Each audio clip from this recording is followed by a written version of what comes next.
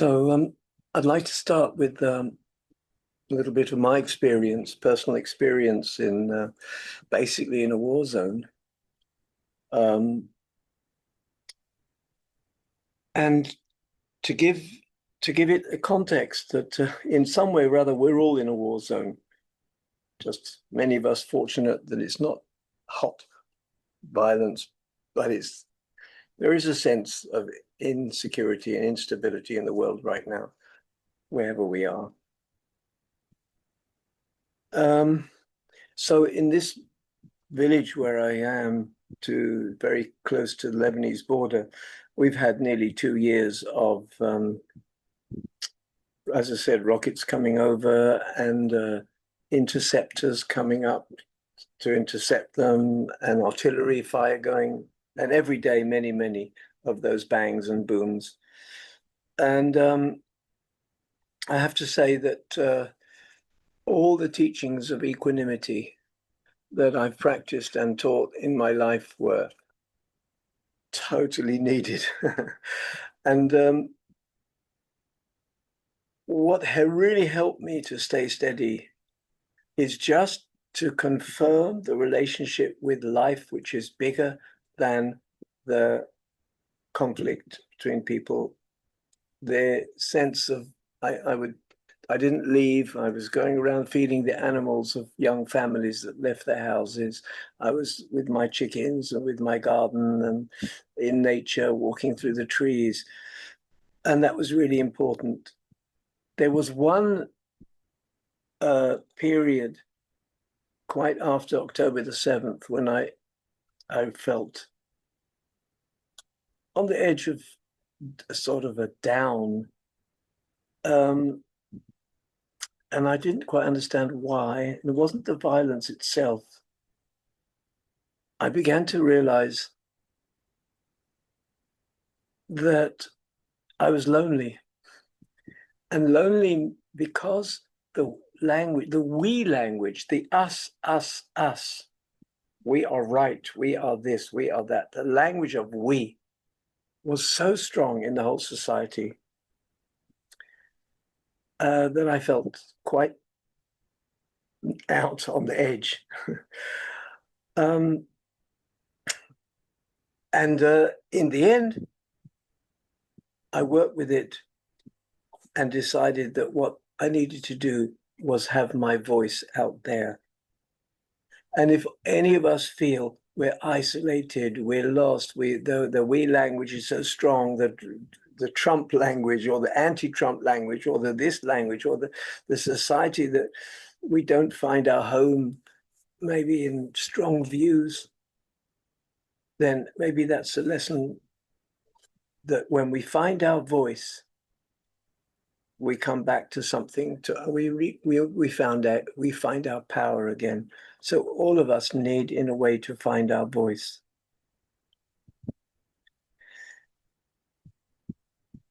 And second thing, the Dharma community in Israel and to some extent Palestine. There isn't a big Dharma community in Palestine, but there is. But the Dharma community in Israel was very engaged and very connected and very helping, immediate helping, and still are. And just a small example, after October the 7th, for 3 months, the Dharma community, that's Tovana, the organization that I founded and I work with, 3 times a day, for 3 months, there was a system where there was a Zoom room open where there was teachers that would give support and discussion and meditation and dialogue to anybody on any side. That was 3 times a day for 3 months, which is an extraordinary kind of effort if you think about it. But it was the Dharma community is very active and not at all easy. If you can imagine what happens in a retreat with soldiers who come from battle, basically, and sit on a retreat. And what happens? They bring the traumas and bring the tears and bring the guilt and bring the whole story. So it's a very, it's very, I would say, powerful. And one thing that came out of my own conclusion as I say, to find my voice personally, was that we all need help. We can't do this on our own. Sangha is help. My commitment to gardening and to being nature and to look after animals was first aid, because we are sensitive, conditioned beings. And the quantity of pain that we can sometimes feel around us can be just too much. We can't handle it on our own. So it's well worth remembering that we need help. We need some first aid when things get really difficult. And one of those aspects of first aid is to be very careful what comes in to the mind. In other words, be aware of how our attention is stolen. And it can be the media, it can be the telephones, it can be other people, it can be views, strong views, it can be the passion of get caught up in things. But just be careful. Our attention gets taken over, and we feel swept away. And in some way or other, we need to bring the attention back to ourselves, to what's important for us, to remember what's important. And the word that I like from the Pali is viveka. And viveka is a word meaning renunciation, meaning renounce the overwhelming daily life stuff coming in. In other words, find spaces. The Buddha used it, by the way, for his monks. He said viveka, meaning just sit under trees, leave the craziness of village life and come and sit under trees with me. So it's that sense of stepping out and at the same time being clear of what's important, viveka, what's important. So first aid can include restoring our connection to our trust in life, being in nature, being with our grandchildren, our friends, our love, wherever we find love, walking by the sea. I remember I had some great walks with Shaila when I was in San Jose, and we used to just walk by the sea together. It can be feeding others. It can be humanitarian help. Right now, it's what's needed. First aid, humanitarian help. And it can help us and others as well. So that's an aspect that we have to remember. And Sangha is so important that we get help with, we help each other with this.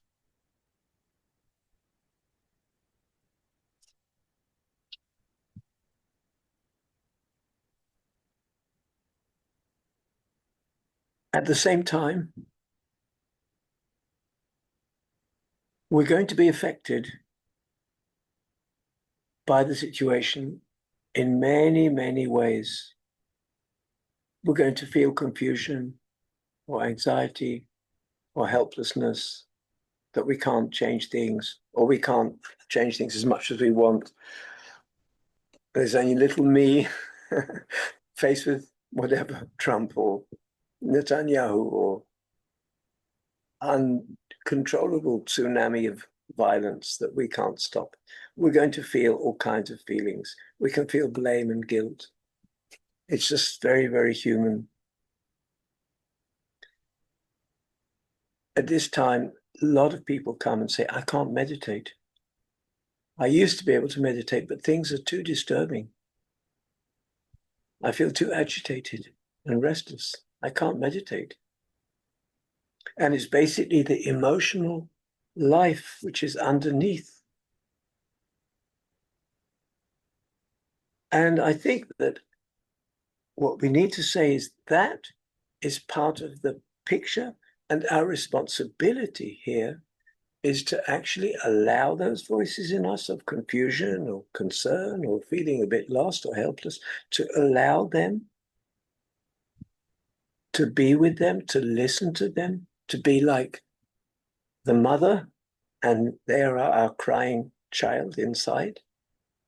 It's okay, but to know them fully as feelings and not as the truth of things. They are the truth is that that's a feeling that we feel right now. But it doesn't need to, we don't need to take it further and give it truth. For example, the feeling of helplessness. I'm going to tell you a small story. My granddaughter, at the age of 14, was really upset about global warming and the climate change. And she just was really unhappy. And she said, adults are destroying this world, this beautiful planet. Last year, I spoke to her about it again, and she was pretty happy. I said, you're okay with, you're happy, even climate change. She said, yes, yes. And the reason is life is wiser than we are. So life will carry on in one way or another. I trust life, it's more intelligent than human beings. Very sweet comment.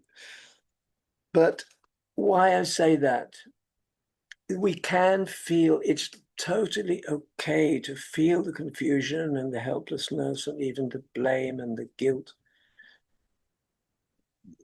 and the agitation in these days.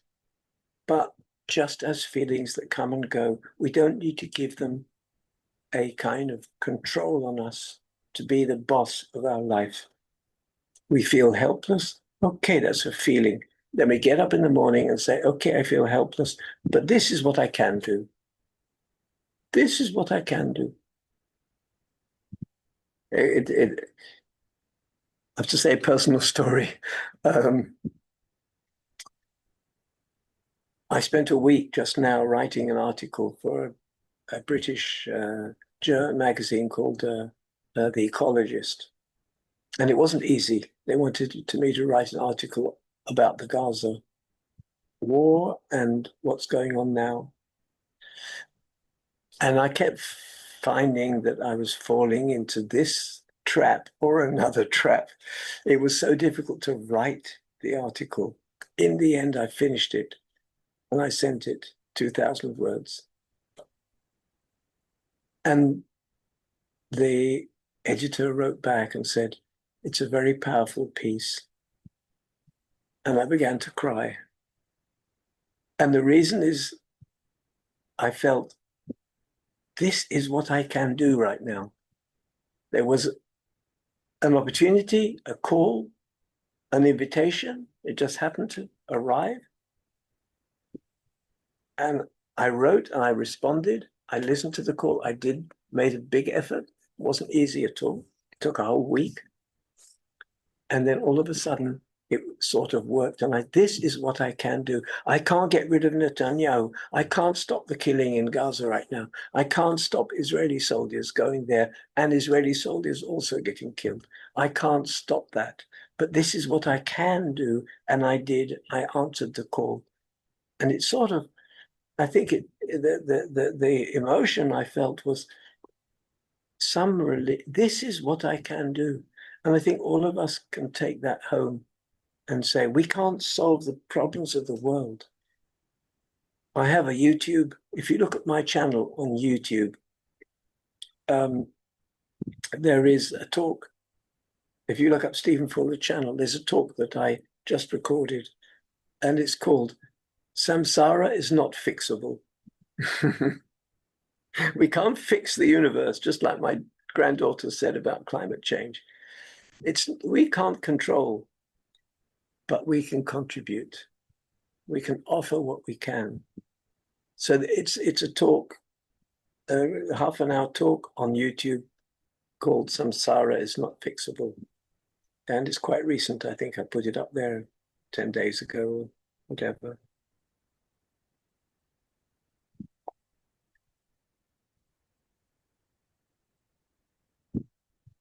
So one other thing I want to mention that's really about practice. Practice isn't entering a kind of a nice, comfortable space called mindfulness. It's not like that. Like I said, we do experience all the difficulties and the mess of our life.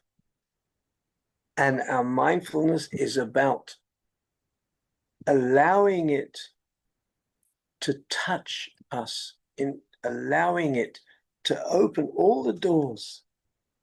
So it's important that we actually know how mindfulness is a way of deeply seeing who we are, rather than a technique of being a bit more aware, which is super important. But it's the original translation of sati, mindfulness, is remembering. And sometimes people say to me, I don't know how to act. If someone comes at me with a gun, how do I know what to do? Do I kill them? Do I not? Or will I allow them to kill me? What do I do? Oh, that's a dramatic example, but I've been getting that from people. Or they ask me the same question myself, what would you do? But they're very much, people say, how do I act in these days? And I think it's a question to all of us that we need to ask. How do I act? What's my responsibility at this time? And it's not an easy question. There's ethical dilemmas. What do I do? Do I go out and against injustice and against racism and against right-wing kind of aggression? What do I do? And there's a basic answer coming from the Dharma, which is remember who we are. Come back to our big self. Come back to, we're all big people. Think of what we've been through in our life. Think of all the years of books we've read and meditations we've done and teachers we've heard. And we learn from our children and our dogs and our cats, and we learn from the trees, we learn from our teachers, we learn from our body, we learn all the time. Where is all that learning? It's there. And so sati is remembering our big self. And that's the answer, because nobody's going to tell you, in this situation, you have to do that. Nobody can, the Buddha couldn't say that. There may be some red lines, by the way, in extreme situations, indeed. But the answer is your point of reference is your wise mind and heart. From there, trust you'll do the best you can. That's your point of reference. So our responsibility is to come back to our wise mind and heart. And that's where meditation is really helpful in developing clarity, presence, a big mind, a big heart. And then we'll trust that with that, we go out in the world. And we don't know, we can't say what's the right, we're never going to know what's the perfect action. There's no protocol that says you have to do this when faced with, I don't know, media. So mindfulness has a very, very important role in reminding us of our big self. And that's what will help us go out in the world. So it's not about samadhi. Mindfulness in this case is not a samadhi. Samadhi, samatha, samadhi is important in mindfulness, but it's not enough. Because samadhi is the power of concentration, the power of focus, the power of deep quiet, which we all need. But if we want to really know how to cope and go out in the world and be guided, we need a lot more than samadhi. The Buddha said, be an island to yourself. 3 days before he died. Be an island in the stormy seas. From the image, it's clear he didn't mean cut yourself off, go into a 5-star hotel, shut the door, and said, watch Netflix. I'm in an island. The world can go hang. I don't mean you could never do that. Sometimes we really need to do that, to take a break. It's okay. It's all right. I see you, Ram, you're smiling about that. Yeah, sometimes we need to allow ourselves to take a break. It's all right. And samadhi, in a way, is a break. It's quiet. It's just, walking through the trees is not an escape. It's quiet. But the Buddha said, be an island means that you are a sense of being an island to yourself. The way to do that is to see the truth of your inner experience as it appears.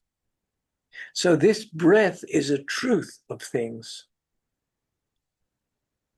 This body and the life force that we touch and that we listen to is the truth of things. That's a ground. That is a ground on which we stand. And it's like being an island. It's the basis of equanimity. Something feels difficult, like we feel afraid, what's going to happen. That fear, if we're with the truth of that fear, we are back to being steady. I'm with the truth of my fear. It's not the end of the world. It's an honest response to the difficulties that I see, and the truth of this moment. I'm with it. I can be with it. I allow it. So that gives us steadiness. It's where Tara Brach's language of radical acceptance is important. Allowing things to be the way they are right now, the truth of things as they are. I'm not going to cover them over or dress them up or hide them or deny them. And if we allow that, we're back to steadiness. We're back to being an island. And it's really important because these days we can easily feel, as I say, swept away.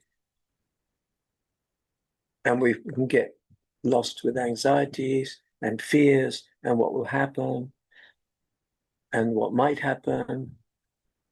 And instead of that, we need to be an island. And we can go out and demonstrate and do political action. We can do social action. We can do unusual things. We can have our voice out there. But we need to stand our ground to be an island. And that's because that's the truth of things. So I want to give an example of violence. When I ask people, why are you supporting sending your children to Gaza as soldiers, and you see what's happening there? Why do you support that? And people do. And they say, well, we're protecting we want to make our world, we want to be secure. So there's no other way to be secure. So there is a question there.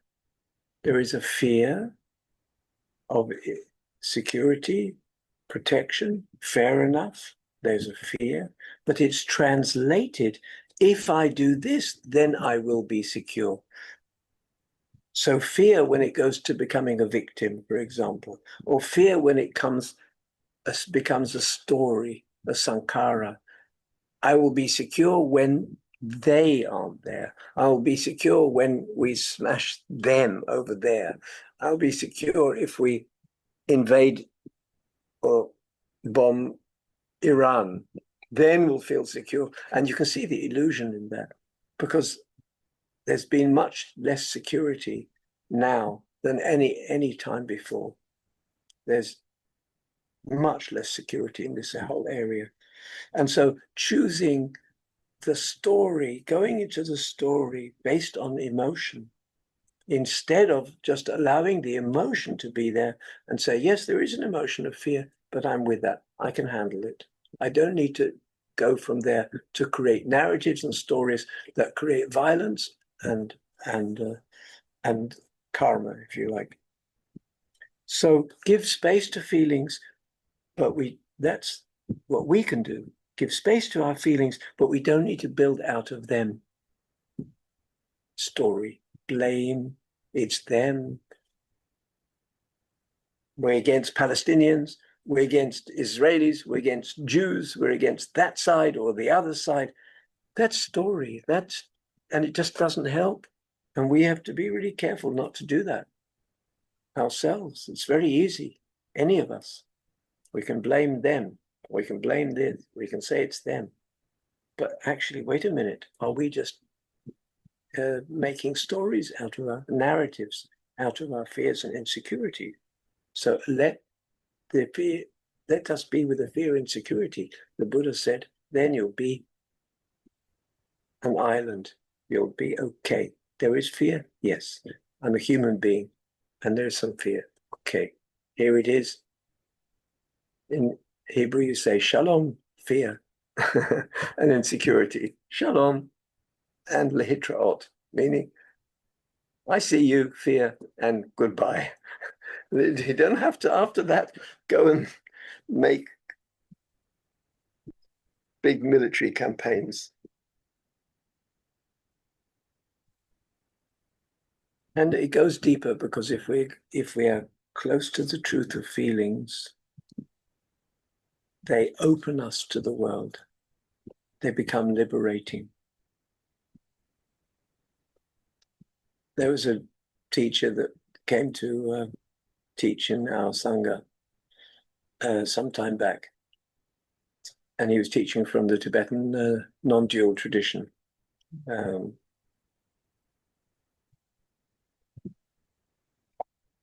there was a nice image from the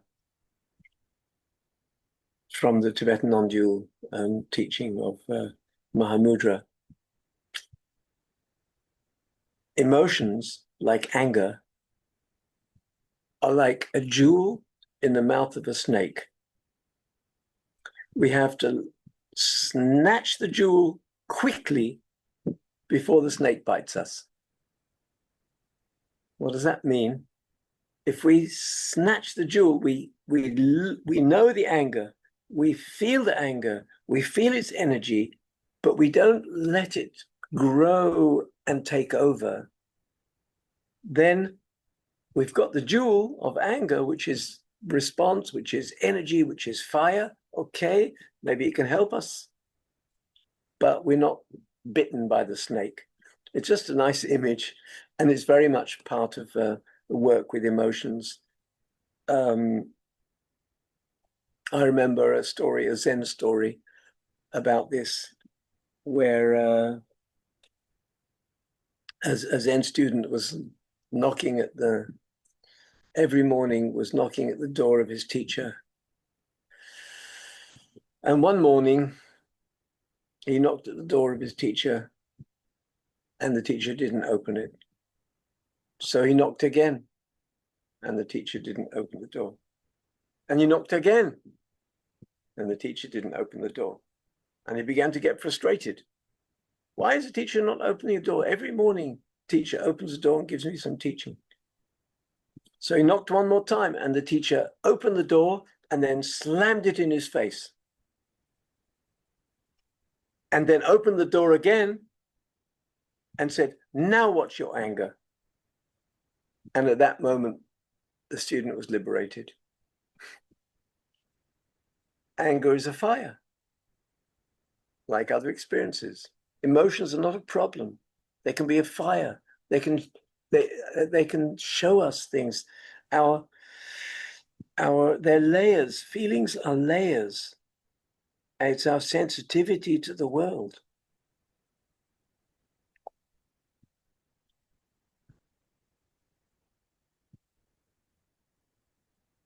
Our emotions come back to our basic goodness in our heart.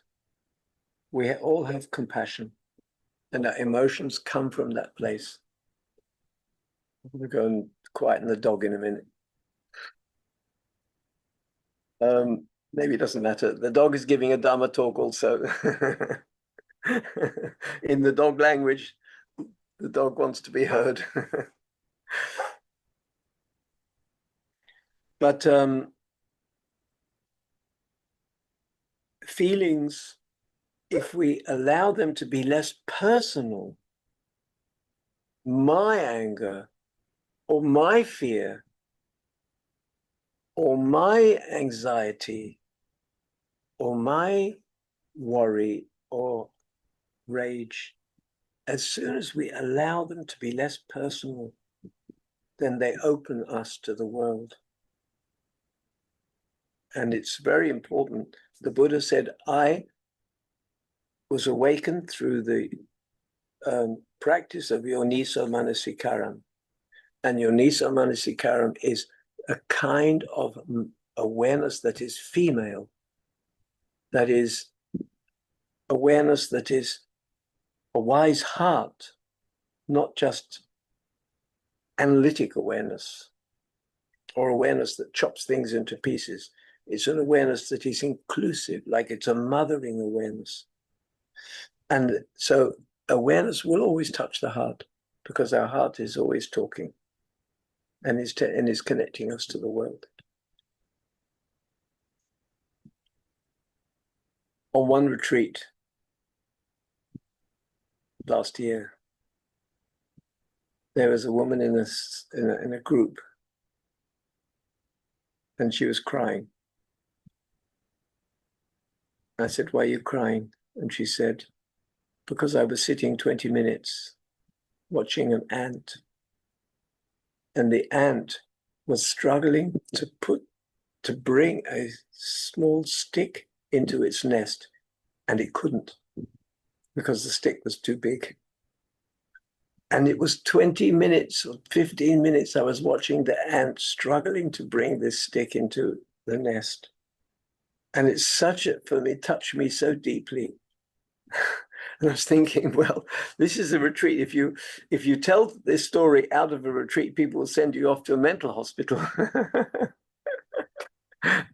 But it's the caring, the mothering that we have in all of us. And it is part of our feeling life. It is part of, and so we need to allow feelings, even if they're difficult ones, and allow them to be seen and to be held, and allow them to touch the heart.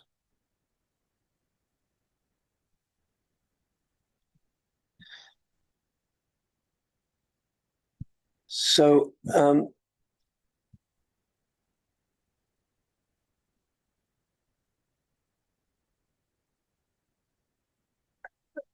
a few points about, if you like, the Buddha nature, the big picture. We're not in charge of things, but the big picture that we feel which can be karma, which can be the Buddha mind in us, the awareness, the open awareness that we feel, can be the sense that there's a bigger world, a mystery around there. It can be at our back.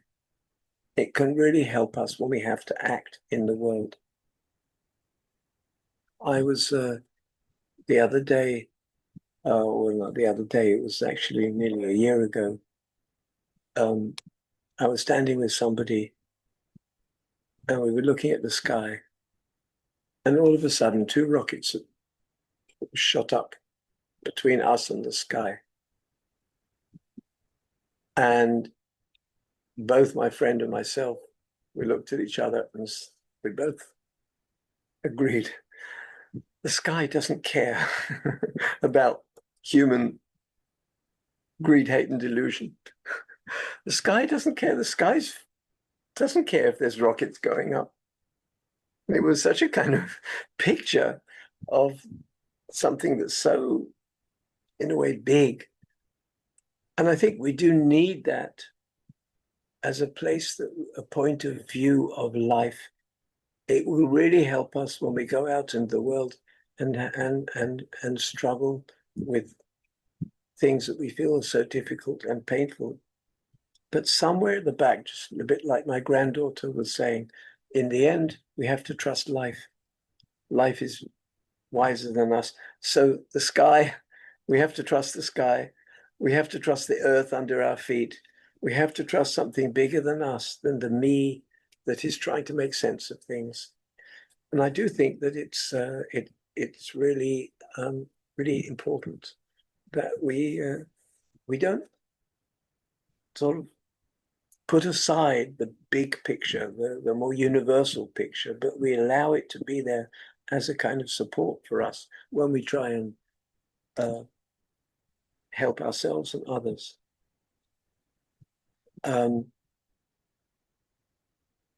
We did lots and lots of peace walks in the Middle East, and Palestinians and Israelis. And by the way, I just have to share a small story about that, because I wrote it in this article about sides. I remember one peace walk with about 300 or 400 people, Palestinians and Israelis, and some people from abroad. And we were walking from a Palestinian village called Barta to the separation wall. The Palestinians said, especially young Palestinians said, we have to wave the Palestinian, we walk behind the Palestinian flag. They started to unroll their Palestinian flags. So a few of us said, we're not walking behind a Palestinian flag. I'm sorry. So they said, well, will you walk behind an Israeli flag? No, we don't want to walk behind any flag. We're not ready for flags. This is not the way peace is made. So the Palestinian young folk they just didn't understand it. So we went to the elders. And here we are, elders. Here I am, an elder, the role of elders. But we went to the Palestinian elders, and they told the young people, look, just let it go. If you want to walk behind a color, use the color white. And they said to us, why do you like the color white? And our response was, because the color white is the color of bandages to heal our wounds. And I remember even the Palestinian young people really got it, the ones that wanted a Palestinian flag. And it was a very special walk, I must say. But it's important that we embody something, no sides. It doesn't help. It hasn't helped in making peace for 80 years in this part of the world. Instead of that, embody the peace that we want to see. Be the peace we want to see. So the peace walks were being the peace, were showing what it's like, were sowing seeds of peace. This way, one seed at a time, one small seed. And it's, I think that is the invitation from Dharma, to embody, to express the peace we want to see by the way we are, and not by getting lost in sides and them and us and the, you know. Final word, we'll all make mistakes. We will get it wrong. We will do our best. It's okay. We're not perfect. Things will happen. We'll say the wrong thing. We will feel shame or disappointment, as we go out in the world and try and, help others and help ourselves. It's okay. But if we have that sense, we have a refuge in our practice, and we have a sense of support from the Dharma, from the community, from ourselves, from our journey in life, then that's what we do the best we can. And that's it. We can't do more than that. And it's kind of important to allow ourselves not to be perfect, but to say, this is what I can contribute right now. The word dana is an important word here. It's not just giving dana as money, food, whatever. It's actually giving our life. Dana is giving. We received our life as dana, so we give our life as dana to help the world, whatever we can, to reduce suffering. Okay, so that's a few things I wanted to say.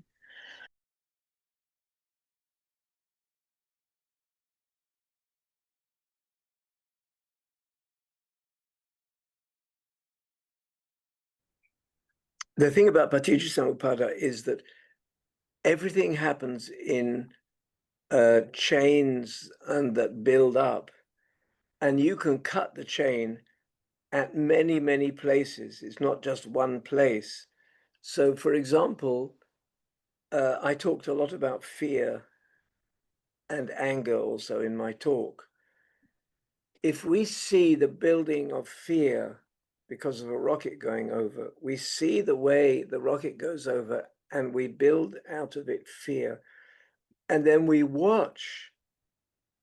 Yes, fear is very primal. And so it's in the step of contact with the world. The heart is triggered by a rocket. That really doesn't need to do anything. That doesn't actually need to create the wheel of samsara.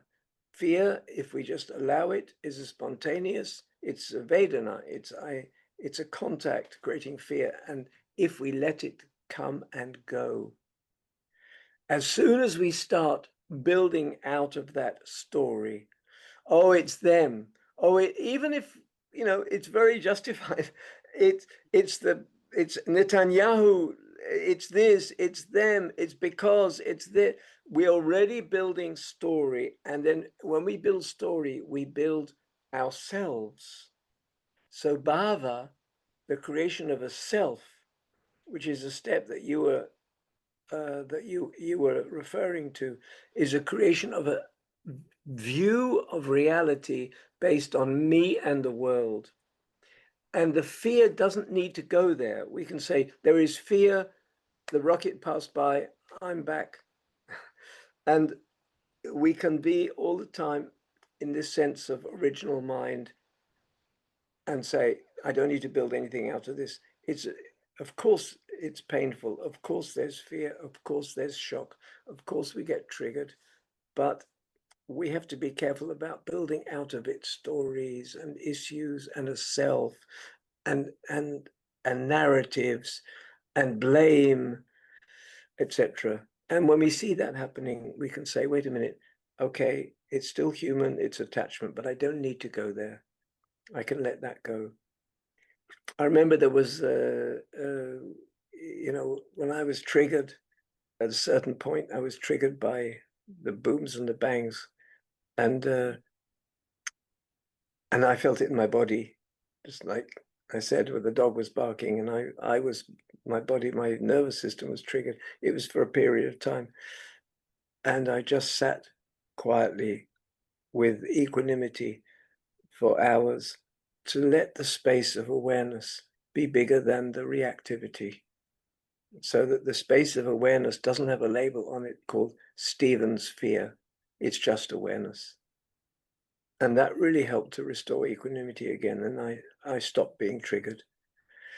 So it's really about seeing the process of Paticca happening in real time.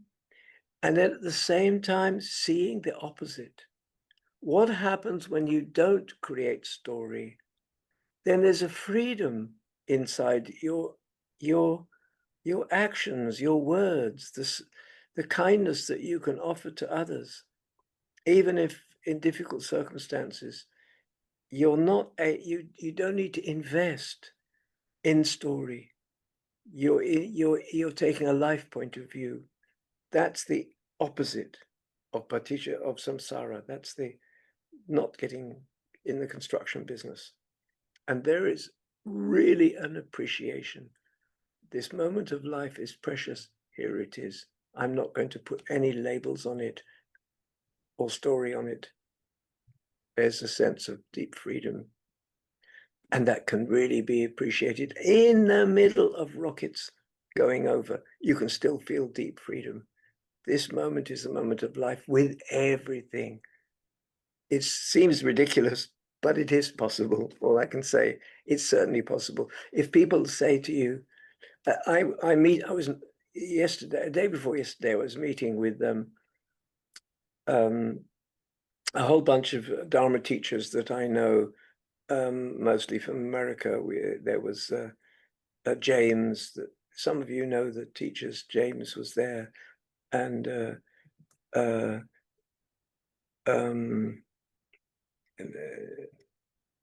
forgot his name. Anyway, a whole bunch of Dharma teachers, mostly American. They're mostly like me, kind of pioneers.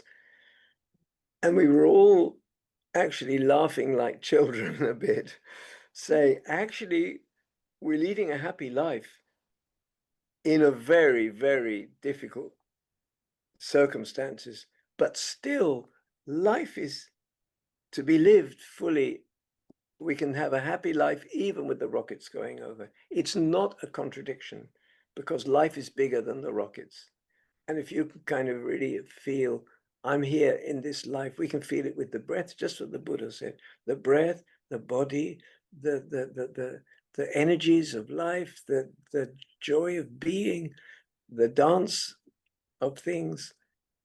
And it brings a lot of joy. And we can cry when we think of what's going on in Gaza. One is not against the other.